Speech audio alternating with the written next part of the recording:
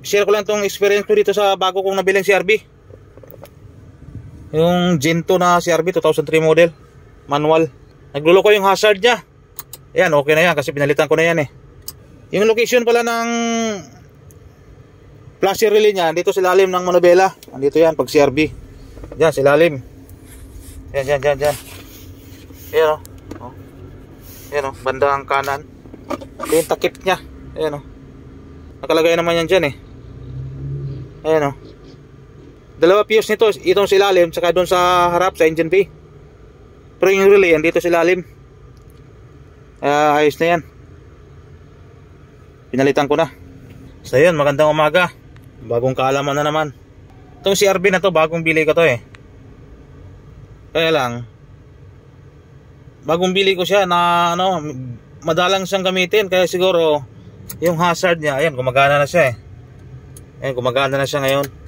Kasi yung dati niyang relay, ito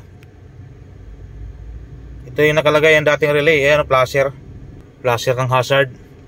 Ito yung dating nakalagay. Hindi na to original eh. Sa dating may-ari ito kasi bagong bili ko tong CRV na to.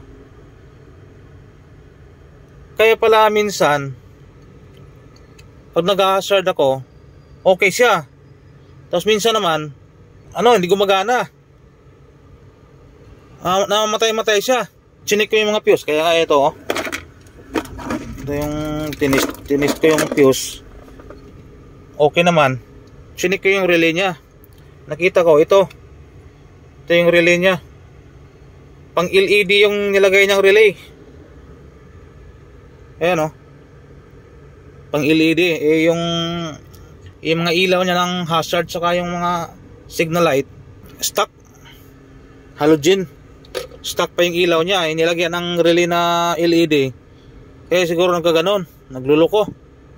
Kasi ito mahina lang kasi ng LED, mahina ang kuryente. Ayan, para peke pa nga yata. Kaya nagpalit ako ng surplus orig. Dito nga pala yung sa ilalim, yung fuse box. Yan sa ilalim. Ito CRV to. Dito lang yan, CRV na Gen 2. Yan ang pinilitan ko sa kanina. Okay na siya. Ayan ayan, okay na siya. Ito, wala na to. Alright, bagong kaalaman na naman.